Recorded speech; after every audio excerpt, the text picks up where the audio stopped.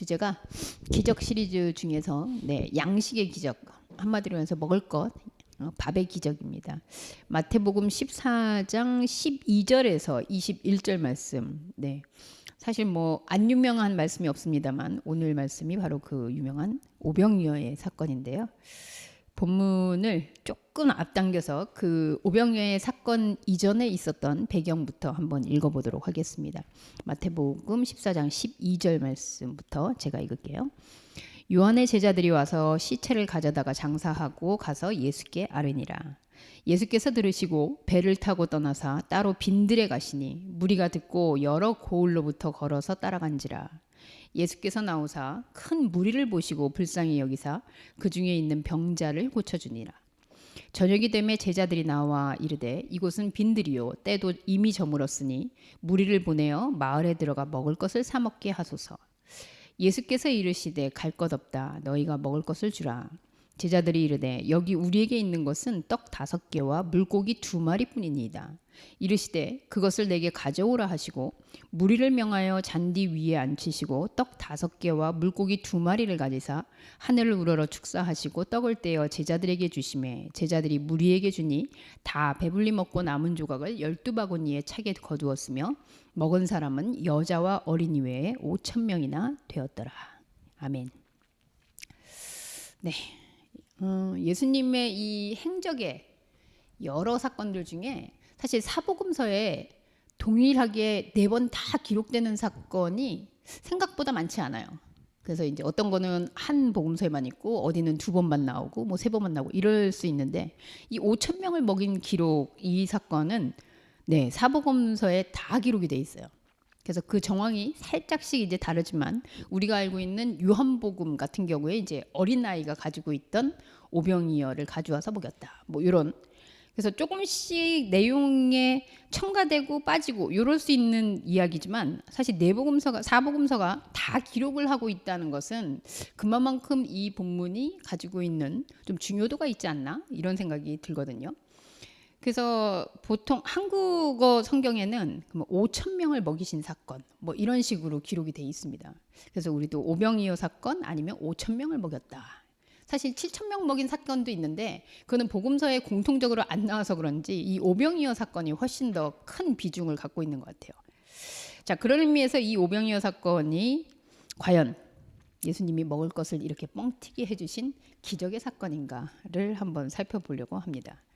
근데 그러기 전에 오늘 의미심장하게 이 오병이어의 사건 이전에 예수님이 요한의 요한이 헤롯 왕에게 죽임을 당했던 사건을 들었고요. 그리고 장례를 지낸 사건을 예수님께 그 요한의 제자들이 와서 보고를 합니다. 나중에 보면 아마 이 요한의 제자들이 예수의 제자가 되지 않았나 이렇게 추측이 되는데 근데 예수님의 이 반응이 사실 조금 의아한 지점이 있습니다. 예수님이 옛날에 가나의 혼인잔치도 가시고 또 우리 지지난주 기적의 사건을 보면서 한 혈루병 여인이 이렇게 만졌을 때 막 관심을 두면서 찾기도 하고 그리고 아시죠? 나사로가 죽었을 땐 심지어 그 집에 가서 울기도 하셨어요. 어쨌든 예수님의 그런 인간적인 모습 그리고 조금은 사람에 대한 그런 깊은 애정과 관심 이런 것들이 우리에게도 미치고 있다 이렇게 생각이 드는데 사실 오늘 세례 요한이 죽었다라는 소식을 듣고 보인 예수의 반응은 사실 굉장히 뜻밖이에요. 여기 보면 예수께 분명히 장례를 지냈다라는 얘기를 한 거 보니까 장례식을 안 가신 거죠. 장례식을 안 가시고 그리고 그 얘기를 들었는데 그 반응이 어떠냐 예수께서 그 얘기를 들으시고 배를 타고 떠났다. 그래서 따로 빈들에 가시니 저는 울러 가셨나 이렇게 생각이 들었는데 뭐 울러 가신 건 아닌 것 같고 우리가 듣고 여러 고을로부터 걸어서 따라왔다. 그리고 그 이후 사건이 그냥 자연스럽게 이어져요. 어떻게 보면 여러분 세례 요한이 누굽니까? 예수가 세상에 어쨌든 이렇게 추앙받도록 등장하는데 막대한 영향을 준 사람이잖아요. 저 어린 양을 보라 막 이러면 세상 죄를 지고 가는. 그리고 심지어 예수가 뱃속에 있을 때 엘리사벳과 그리고 그 마리아 뱃속에 있을 때 예수를 태중에서도 알아보고 뛰놀던 사람이거든요. 아주 예지력이 있고 선지자라고 할 수 있는. 그러니까 사실 그냥 일반적으로 뭐 한번 물어보죠. 혜미님, 사촌 오빠가 돌아가셨어요. 뭐 있는지 없는지 모르겠으나 뭐 특별한 사건이 없는 한. 근데 이렇게 어렸을 때부터 같이 컸어. 안 가도 됩니까? 뭐 장가 가는 건 모르겠지만 뭐 저는 결혼식장은 잘 안 가는 편인데, 네. 이렇게 죽었다라는 얘기를 듣고 사촌 형인데 안 간다. 저는 그냥 개인적으로 예수님이 참 인성이 좀 그렇게 다정다감한 분이 아닌가 보다. 어떻게 보면 인정 없음을 굳이 여기다 기록하고 있는 이유가 뭘까? 그러면서 가서 좀 이따가 보면 이제 뭐 무리를 보고 불쌍히 여겼다 이런 말이 나와요. 이런 모순된 이야기들. 그럼 예수님이 어떤 면에서 이렇게 사촌형 그리고 정치적으로나 현상적으로나 현실적으로나 이 막역한 관계 속에서 이렇게 보여줘야 하는 그런 인간의 도의적인 부분을 무시하는 예수님을 보면 분명한 건 성경이 어떤 윤리적 책이나 도의적인 것을 가르치려는 책은 분명히 아니겠구나 라는 생각은 들어요. 만약에 그렇다면 사실 예수님의 이런 모습들을 보면서 우리가 예수님은 정말 사랑의 하나님이시고 뭐 이렇게 얘기하기는 좀 어렵지 않나? 라는 생각도 듭니다. 근데 왜 기자는 이런 사건의 배경 속에서 오늘 이 먹이시는 사건을 대비해서 기록하고 있을까? 물론 시간적으로 그 흐름이 맞아서 그럴 수도 있겠지만 저는 이런 사건에서 분명히 보여주고자 하는 저자의 의도가 있다라는 생각이 좀 들어요. 자, 13절에 보시면 예수께서 들으시고 배를 타고 이제 떠났어요. 그러니까 이 장례식에 대한 얘기가 주제가 되는 그 상황에서 그거를 그냥 두시고 떠났단 말이죠. 근데 거기에 무리들은 계속 예수를 따라다니고 있습니다. 그게 무슨 이유인지는 모르겠지만 그 전에 보면 기적을 따라다니는 사람들도 있겠고요. 그리고 뭐 제자들은 당연히 따라다니고 또 어떤 면에서는 이 사람이 누구길래 이런 말씀을 전하지? 하면서 말씀에 관심을 두고 따라다니기도 하고요. 여러 목적으로. 근데 예수는 계속해서 무리에게 자기의 중심성이 있지 않음을 계속 보여주고 있는 거죠. 그러면서 떠났는데 예수께서 나오사 큰 무리를 보고 불쌍히 여겼다. 그리고 그 무리 중에 있는 병자를 고쳐주셨다. 그래서 우리는 항상 많은 사람들이 다니고 예수님이 그 중에 어떤 병든 사람 혹은 귀신 들린 사람이 있으면 고쳐주더라. 이렇게 얘기할 수 있겠으나 사실은 무리 중에 뭐 병자가 있을 법한 게 당연하겠죠. 그런데 이 끊임없는 무리를 떠나시는 예수님의 행적을 주목한다면 사실 예수님이 불쌍히 여긴 건 이 무리가 맞나? 왜냐면 지금 무리들이 계속 쫓아오는데 피해 다니시잖아요. 근데 또 한편으로는 불쌍히 여긴대요. 그리고 거기서 병자를 고쳐주신대요. 이게 그냥 자연스럽게 이야기의 흐름 속으로는 그냥 흘러갈 수 있는데 사실 이걸 가만히 따지고 보면 예수님은 왜 이렇게 피하면서 또 내가 막 피하다 보니까 불쌍해 고쳐줘야겠다 이런 정황일까? 근데 그러기에는 이 무리를 피해 다니는 예수님이 굉장히 적극적으로 피해 다니시거든요. 이렇게 생각해 볼 수 있을 것 같아요.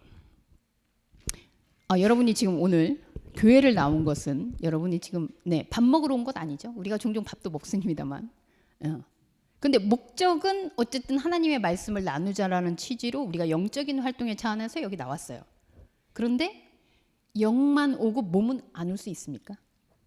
유진님 어떻게 몸은 집에 있고 영만 뭐 온라인 예배 드리면서 그럴 수 있나? 뭐 이럴 수 있겠지만 어쨌든 성경에서 이 무리가 따라다녔다라고 하는 이 기록은 영적인 활동에 그리고 예수 그리스도를 만나는 우리의 현상적인 이 몸을 가지고 있는 이들로서는 사실 영이 가는 곳에 몸이 있고 또 영적인 말씀을 쫓아가는 곳에 현상이 같이 있는 건 그냥 자연스럽다라는 거예요. 그냥 무리가 따라오는 건 당연하다는 거예요. 예를 들면 내가 나는 영적인 활동을 하니 내 몸은 죽여야 돼. 내 몸은 더 거룩해야 돼. 이래야 될 이유 없이 그리스도를 향한 영의 활동이나 우리가 밥을 먹고 살고 있는 그 활동이나 무리가 있는 것은 자연스러운 현상이라는 거죠. 하지만 예수 그리스도처럼 무리에게 중심성이 있는 게 아니고 그 무리 가운데서 예수님이 불쌍히 여기는 것은 무리가 그렇게 하나님의 세계를 쫓아다닌다고 하면서 무리로서만 계속 따라다니는 게 사실은 불쌍한 거거든요. 무리의 속성을 가지고 내가 말씀의 활동을 하러 나왔는데 계속 먹고 살고 괴롭고 해결해야 되고 하는 이 무리의 속성에 치우쳐 있는 게 사실 병자예요. 그게 아픈 상태예요. 그게 하나님과 다른 방향 귀신 들려 있는 상태예요. 그래서 그걸 보면 예수가 불쌍한 거죠. 그래서 예수가 그거를 알게 하는 사건이 치유의 사건이에요. 이해되십니까? 우리가 현상적으로 지금 여기 나와 앉아, 좀 전에 우리 인선이가 얘기했어요. 오늘 학교에서 이러이러한 행사가 있어서 이렇게 가야 될 수 있습니다. 근데 내가 아니 영의 말씀을 들으러 왔는데 인선이가 그렇게 간다고 이런 게 아니라는 거예요. 아 그래, 그럴 수 있지. 나의 무리의 현상에 있어서는 당연히 그런 사정들이 생길 수 있다는 거예요. 그럼 그거를 생각하면 이 영은 아무것도 아닙니까? 그러니까 각각의 역할로서 영의 활동과 무리의 활동이 우리의 현상 세계 속에서 같이 가고 있다라는 거예요. 그런데 예수가 보여주는 것은 이 무리의 중심성이 있지 않고 무리 안에 있는 그 영적인 생명을 받아 먹어야 하는 그 생명에 집중이 돼 있는 반면, 그래서 무리의 속성을 계속 피하시는 거죠. 피한다고 해서 피해지지도 않아요. 건너간다고 그게 안 건너오는 것도 아니에요. 그런데 말씀을 쫓고자 하나 무리적인 요소들이 당연히 있는 것은 자연스럽다. 그런데 예수는 거기서 무리의 중심성을 두고 있는 상태를 아프다라고 생각하고 그것을 바로잡아줄 때 우리는 그것이 병고침, 치유, 귀신 쫓음 이런 현상으로 설명이 된다는 거죠. 그런 상황 가운데서 오늘 저녁이 됐어요. 말씀을 나누시고 예수님이 거기서 병 고치시면 계속 병을 고치는 게 아니라 사실은 말씀의 활동을 하시는 거죠. 그 가운데 저녁이 되고 이제 배가 고픕니다. 여기서 제자들이 등장하면서 제자가 이런 이야기를 합니다. 15절이네요. 저녁이 되매 제자들이 나와서 이르되 이곳에 빈들입니다. 아무것도 없습니다. 빈들, 광야예요. 지금 말씀을 듣고 있어요. 사실 영적인 양식을 듣는 데 있어서는 우리의 환경, 주변 뭐 이런 거는 사실 빈들이에요. 거기에 영향을 미칠 수 없어요. 그런데 지금 제자가 배가 고픈데 먹어야 되겠습니다. 라고 예수님을 지금 환기를 시키는 거죠. 예수의 이 영적 활동은 무리를 떠나 말씀의 존재로서 활동하고 있는데 거기서 지금 제자인 현상 가운데 있는 제자는 거기서 태클을 걸어요. 우리 배고픈데 먹을 일도 생각해야 되는 거 아닙니까? 이런 먹을 일이 나쁜 일은 아니잖아요. 근데 지금 제자라고 대변되어 있는 이 사람은 예수의 이 말씀을 먹이는 활동 가운데에서 환기시킨 거죠. 계속 이렇게 말씀만 듣나? 계속 이렇게 영적인 생활만 하나? 우리 지금 먹기도 해야 되는데. 이 말은 그들의 마음 안에, 그 제자의 마음 안에 예수가 이제는 현상의 어떤 부분들도 해결해 주기를 기대하는 마음이 같이 포함되어 있다라고 봐야 될 것 같아요. 이 성경의 기록이 진짜 예수님이 뻥튀기를 해서 마술을 부려서 밥을 많이 늘렸다.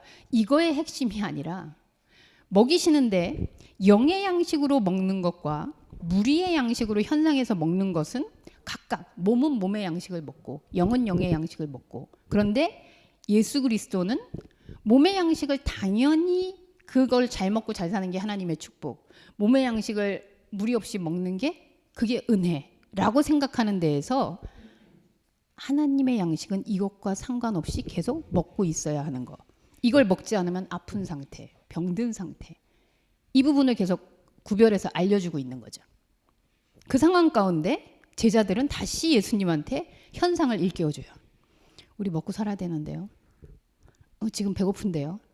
그랬더니 예수님이, 그래서 이 사람이 얘기하니까 무리를 보내서 마을에 들어가 먹을 것을 하겠어. 지금 어디에 중심이 있어요? 무리들이 지금 배고파요. 무리들이 양식을 구해야 돼요. 제자들의 이 방향성이 여러분 보이시죠? 예수님은 지금 무리를 떠나 무리와 같이 있어도 무리의 중심성이 아닌 다른 곳에 중심성을 두고 있는데 제자들은 무리들로 하여금 먹을 것 구하게 하세요. 이렇게 얘기하는 거죠. 그때 예수가 단칼에 잘라서 얘기합니다. 갈 거 없다. 너희가 먹을 것을 주어라. 양식이 어디 있어요? 자, 이 말은 무슨 말일까요? 이 얘기 때문에 사실은 뭐 저도 어렸을 때 막 동기부여돼서 이 말씀을 들었습니다만, 이걸 결국은 세상에 대해서 우리가 먹을 것을 주어야 된다. 뭐 다른 데에 저기 하지 않고 뭐 이런 생각 많이 했던 것 같아요. 지금 제자들과 예수님이 어떻게 보면 동문서답을 하고 있는데, 여러분 한번 생각해 보세요. 예전에 다른 본문에서 니고데모가 어떻게 영생을 얻습니까? 라고 얘기했더니 예수님이 거듭나야 하느니라 이렇게 얘기했거든요. 그랬더니 니고데모가 했던 말 기억나세요? 그럼 엄마 뱃속에 어떻게 다시 들어간단 말입니까? 이제 이렇게 얘기해요. 그러니까 예수님이 거듭나야 한다는 말을 사람이 다시 태어나려면 그럼 뱃속으로 들어갔다가 다시 아기로 해가지고 태어나는 건데 현상적으로 아주 자연스러운 논리예요. 제자들도 지금 우리가 먹을 게 없어요 라고 얘기했는데 갈 거 없다 니네들이 먹여라. 그러면 제자들은 그냥 현상적인 언어로 우리는 먹을 게 없는데 어디서 먹을 걸 주라는 거지? 이제 이런 답변이 그냥 자연스럽게. 그래서 예수님이 지금 포커스를 맞추는 것과 제자들이 포커스를 맞추고 있는 이 대화가 사실은 다른 측면에 있다라는 거죠. 그 예수가 어떻게 보면 의도적으로 이런 말을 하고 계시는 거죠. 그랬더니 다른 복음서에서는 사실 제자들이 우리에게 이 떡 5개하고 물고기 2마리가 있다. 그러면서 어린아이의 것을 이제 가져와서 바쳤다는 얘기가 있어요. 근데 저는 그 얘기 들을 때마다 항상 그랬어요. 그 애가 안 울었을까? 그리고 5,000명도 넘는 이 인구 중에 도시락은 걔만 싸왔을까? 왜 애 걸 뺏어다가 갖다 주지? 그리고 어린아이인데 떡 5개하고 물고기 2마리, 멸치가 아닌 이상 양이 좀 많지 않나? 뭐 이런 상상을 해봤던 것 같아요. 자, 제자들이 어쨌든 여기 이 복음서에서는 어린아이라는 말도 없는 거 보니 사실 그것도 제자들에겐 하나도 중요하지 않아. 한마디로 이 떡 5개하고 물고기 2마리 뿐입니다 라고 얘기한 데는 어떤 의도가 숨어 있을까요? 아니 지금 이렇게 사람이 많은데 진짜 이거 콩 한쪽 가지고 어떻게 지금 아무것도 없다라는 말을 더 강력히 주장하는 거죠. 아니 지금 우리가 먹을 거 이거밖에 없는데 그럼 이거 먹여요? 그러니까 예수님한테 지금 현실 파악하라는 거죠. 아니 지금 여기 몇천 명 앉아 있는데 이거 물고기 2마리하고 떡 5개 이거 가지고 먹을 수 있어요? 이게 말이 돼요? 그 예수한테 얘기하는 거죠. 이들이 가지고 있는 거 아무것도 지금 없다. 현상에서. 무리의 관점에서. 지금 여기서 배고픔을 해결하는 진짜 현실적 먹음의 현상에서는 지금 아무것도 없다. 이 얘기를 하는 거예요. 그랬더니 예수가 말하죠. 가져와라. 나는 예수가 이거 안 가져오고 그냥 했으면 더 멋있었을 것 같은데 어쨌든 가져오래요. 이것도 마찬가지라고 저는 생각해요, 여러분. 현상에서의 예수님이 비유로 말씀하신다라고 했을 때 비유는 그쵸? 저는 여기 안에 들어있는 뭔가를 얘기하고 싶어요. 컵을 가져와요. 컵은 현상이에요. 근데 이걸 얘기하려는 게 아니라 이 컵의 의미가 뭔지를 얘기하기 위해서 컵을 가져온단 말이죠. 현상에서의 먹을 것에 대한 이야기를 예수님은 끌고 와서 이제 말씀하시기 시작합니다. 그래서 무리를 명해서 잔디에 앉고 이 아무것도 아닌 것, 그죠? 사실 이들이 얘기하고 싶은 주장하고 싶은 것은 진짜 이거 누구 코에 붙여요? 아무것도 아니에요. 라고 한 이 아무것도 아닌 것을 하늘로 들어 올립니다. 하늘로 들어 올리는 거 여러분 많이 보셨죠? 노뱀도 들어 올리고 축사하고 예배할 때 뭐 태워가지고 연기가 올라가기도 하고 이거 하늘로 들어 올리는 거 뭐예요? 차원이 다른 차원에 있다라는 걸 얘기하는 거잖아요. 그래서 이 음식을 아무것도 아닌 걸 들어 올려요. 그랬더니 아무것도 아닌 것이 다시 하늘에서 내려와요. 구약시대에 아무것도 아닌 거 먹었던 그 역사가 있었죠. 광야에서. 뭘 먹었죠? 만나. 만나 뜻이 뭐예요? 만나의 뜻. 잊으셨습니까? 만나의 뜻은 아무것도 아닌 이란 뜻이에요. 예, 아무것도 아닌. 만나의 원뜻이 아무것도 아닌. 예. 그 지금 예수님이 제자들이 얘기할 때 아무것도 아니라고 생각하는 걸 다른 차원, 하늘의 차원으로 올렸더니 하늘의 차원에서 아무것도 아닌 것이 다시 내려왔어요. 그거를 이제 나눠서 먹기 시작해요. 한마디로 아무것도 아닌 걸 먹기 시작하는 거예요. 아무것도 아닌 거를. 이게 만나의 현상이죠. 하늘에서 내려오는 아무것도 아닌 것. 이건 현상의 양식이 아니라는 얘기예요. 근데 여기서 이제 저는 그래도 이 제자들의 역할이 있구나라고 희망적으로 생각하는 것은 제자들에게 그것을 보여주고 나눠주게 합니다. 옛날에 가나의 혼인잔치에서 마치 물을 떠왔는데 포도주가 변한 것을 그 전달한 사람들이 알았던 것처럼 이 제자들에게 나눠주게 해요. 그럼 제자들은 이 아무것도 아닌 것이 아무 것이 되는 것을 보는 사람들이죠. 그러니까 전달체예요. 하나님의 말씀은 저 역시 마찬가지잖아요. 여러분 성경에 기록되어 있는 이 성경 텍스트 자체가 사실은 아무것도 아니잖아요. 뭐 세상에 나가서 사는데 뭘 어쩌 아까 그랬잖아요. 세상에 나가서 사는데 도움이 되려면 예수님이 장례식 가야죠. 정중하게. 그리고 세례 요한에 대한 어떤 애정과 애도와 이런 거를 보여주셔야죠. 윤리적으로.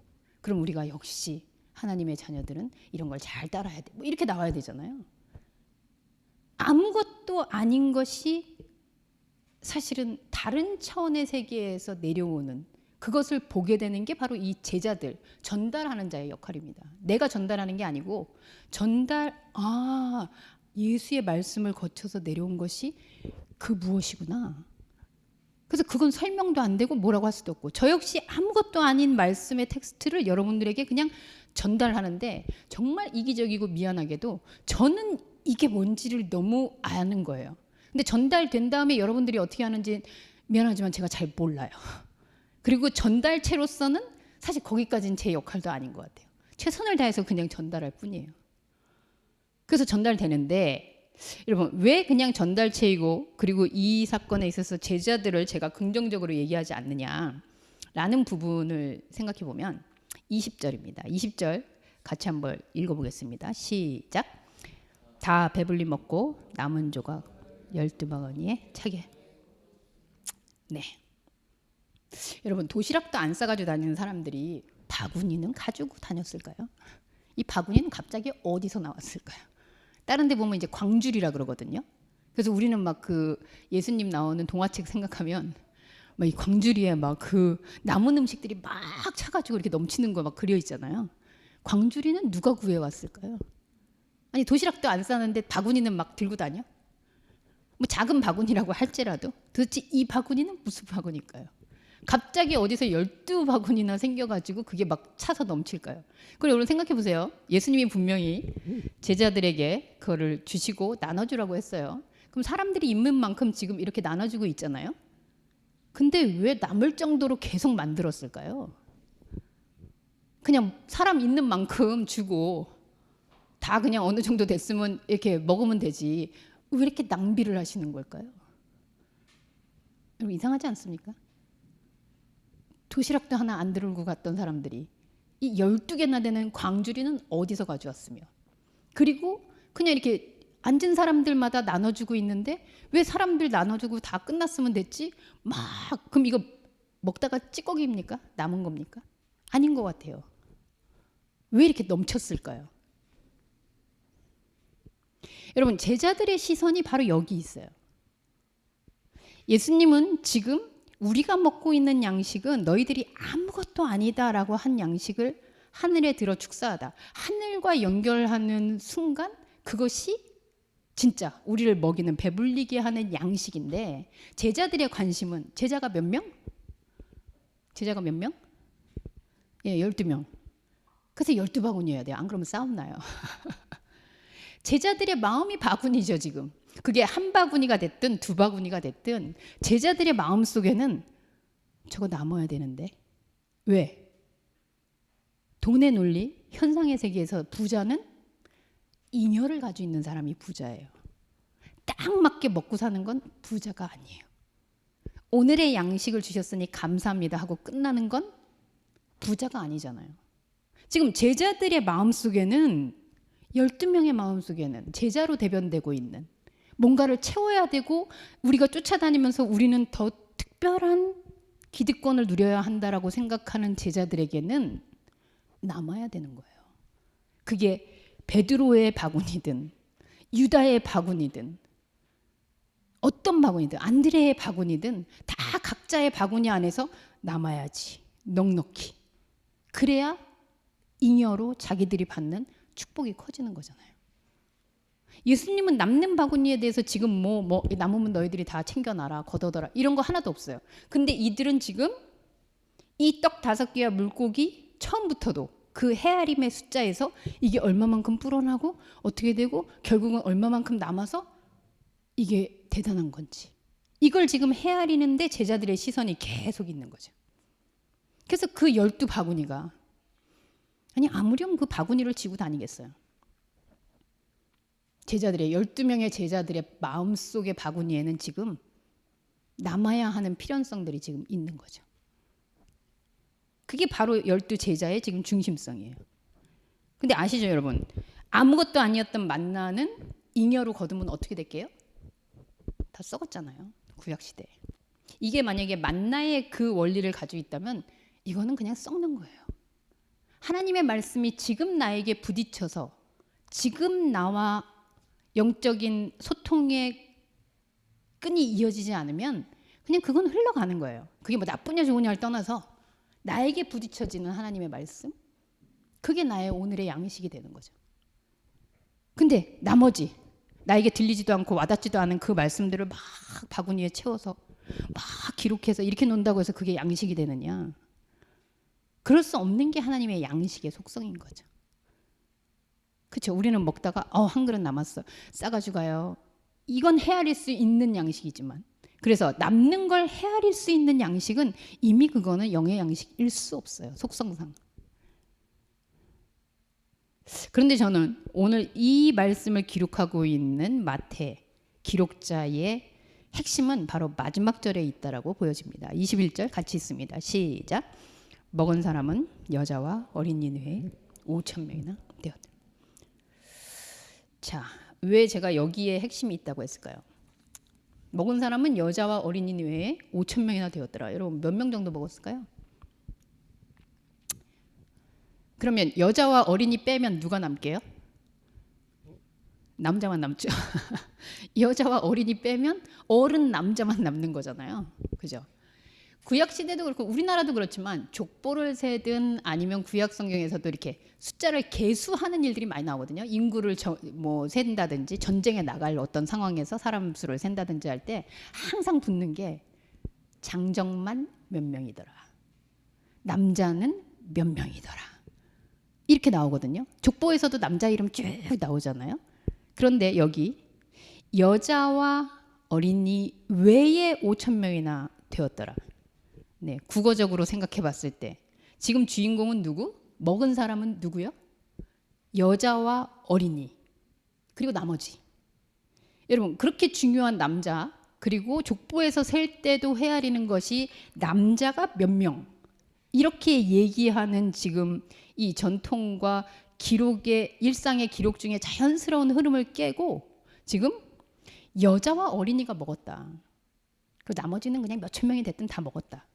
저는 이렇게 읽히거든요.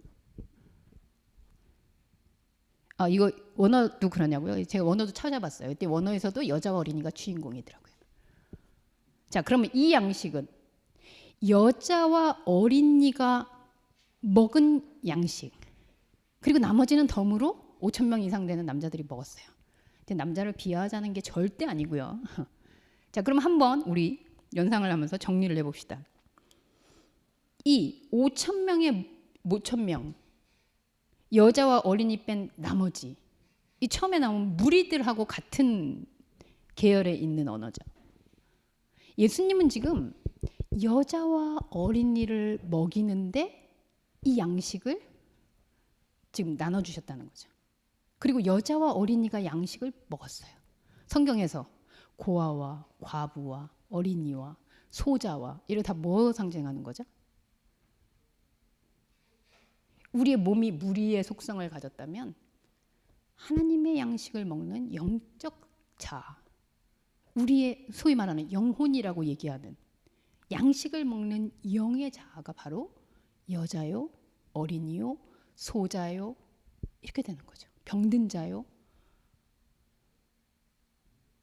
예수님이 지금 먹이고자 하는 대상이 바로 이 여자와 어린이. 여자와 어린이는 계수에도 없는 거예요. 음식만 아무 것이 아닌 게 아니라 이 영의 양식을 먹는 이 세계는 장정들이 막 먹고 힘쓰고 일하고 전쟁 나가고 막 이래야 되는 거 아니고, 있는지도 없는지도, 그리고 우리에게는 어떻게 보면 그냥 없는 사람 취급당하고 있는, 누가? 우리의 영적 자아가 보이지도 않고 계산되지도 않고 어디에 짱 박혀 있는지 알 수도 없고, 그 여자와 어린이가 이 양식을 먹었다. 그게 만나의 법칙인 거죠. 예수가 요만큼 갖다 바쳤더니 이만큼 뻥튀기 하더라. 이 기적은 우리가 기대하는 기적이에요. 제자들이 기대하는 기적이에요. 12광줄이 내 것도 남아있겠지? 저거 설마 10광줄이만 남으면 안 되는데? 그런 헤아림이 가능한 양식이라면 그건 굳이 예수가 줘야 되는 양식이 아니에요. 제자들이 얘기처럼 그냥 무리들한테 마을로 달려가서 먹으라 그래. 이럴 수 있는 거예요. 지금 제자들이 얘기하는 양식, 무리가 기대하는 양식과 예수가 지금 먹이고 있는 양식이 무엇인지, 같은 양식이라는 단어를 쓰고 있지만 얼마나 다른 세계를 얘기하고 있는지를 이 기자는 적고 있다는 거죠. 그걸 정리해보면 저는 이런 것 같아요. 예수의 관심사. 예수의 관심사는 요한의 장례 소식을 듣고도 장례식으로 안 가고, 근데 예수님이 얘기했잖아요. 장례식은 죽은 자들로 지내게 하여라. 뭐 어떻게 보면 굉장히 매정하고 인정머리 없는 것 같으나, 예수의 관심사는 늘 빈들이에요. 비어있다라고 생각하는, 아무것도 아니라고 생각하는 영의 상태, 현상이 배제되어 있는 그 비어있음의 상태, 그리고 큰 무리가 늘 따라다녀요. 정치적으로 성공하고 예수가 어쨌든 발디딤을 하고 뭔가를 설파하기 위해서는 큰 무리가 오히려 유리할 것 같지만, 예수는 그 큰 무리들 중에 지금 병자 취급당하고 있는, 재구실을 하지 못하고 있는, 죽어가고 있는 관심사가 아닌 그 병자에 관심을 두고 있다는 거죠. 그리고 제자들은 지금 먹을 것, 현상에 먹을 것들에 관심인데, 예수는 지금 작은 오병이요, 솔직히 말하면 아무것도 아닌 것, 먹이가 될 수도 없는 것. 그런데 요한복음에서는 이걸 어린아이라고 한다면 소자가 들고 있는 것, 그리고 이 무리들 중에 그래도 말씀을 듣고자 따라온 그 작은 것, 그리고 5,000명, 성경의 기자는 무리들을 5,000명이라고 표현합니다. 그런데 예수는 그래도 이 말씀의 전달체로서 있을, 여기는 12제자에 대한 호칭이 아니라 그 제자의 속성, 우리 안에 있는 말씀을 전달하고자 하는, 그리고 말씀의 전달체로 있는 그 제자, 그리고 궁극적으로 제자들이 남은 12광주기를 헤아리고 있는 동안 예수는 여자와 어린이가 먹었구나. 너의 영이 나의 말씀을 먹고 있구나. 내 양식은 다르다. 나의 양식은 다른 것에 있다. 이렇게 말씀하신 그 양식인 거죠. 제가 말씀을 위한 자유라고 했는데, 죽고 사는 문제, 생사의 문제, 나를 크게 해줬냐 안 크게 해줬냐, 나를 붙잡아주냐 안 붙잡아주냐, 나를 가족적으로 지지해주냐 안 지지해주냐, 이런 기반을 넘어 큰 무리, 먹을 거 5,000명, 12광절이 특히나 자본주의 세상에서 무시할 수 없는 영역들이에요, 여러분. 그런데 예수의 관심이 빈들, 병자, 오병이어, 제자, 여자, 어린이에게로 가는 순간 우리는 이 세계에 대한 부분에 대해서 자유해지는 거죠. 왜냐면 이거 신경 쓸 일이 아니잖아요. 예수가 저쪽에 신경 쓰고 있는데. 그럼 이 자유는 무엇을 위해?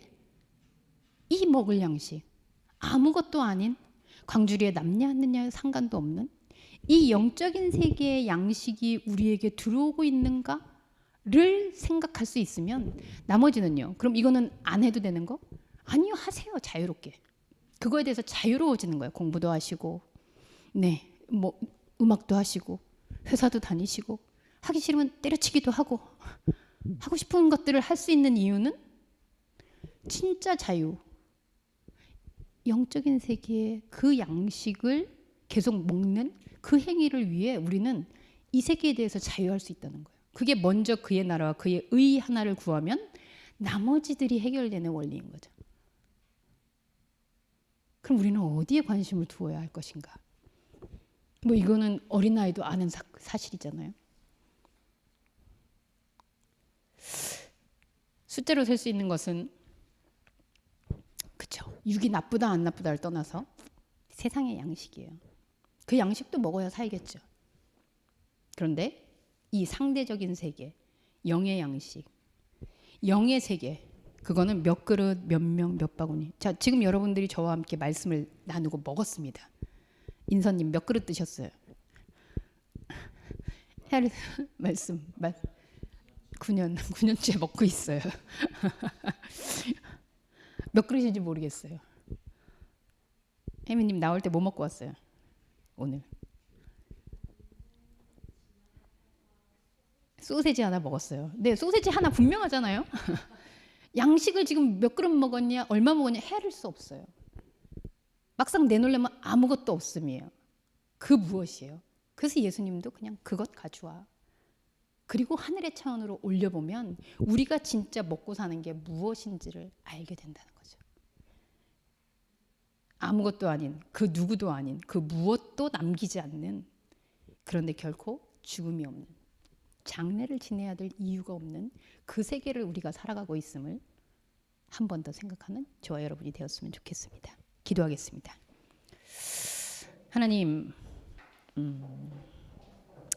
예수의 말씀은 어찌 보면 제자들의 심정처럼 작은 것을 했어도 크게 무언가를 우리에게 더 많은 것들을 남길 수 있는 그런 은혜와 축복, 세상에서도 자랑할 만한, 내가 하나님을 믿었더니 이렇게 복을 받았더라, 이렇게 자랑할 수 있는 것이면 좋겠는데, 그리고 이왕 내가 하나님을 위해서 더 열심히 가까이 있는 사람이라면 나를 위한 한 바구니는 잉여의 재산으로 채워둘 수 있으면 참 좋겠는데, 예수님은 가차없이 그런 부분들에 대해서 외면하십니다.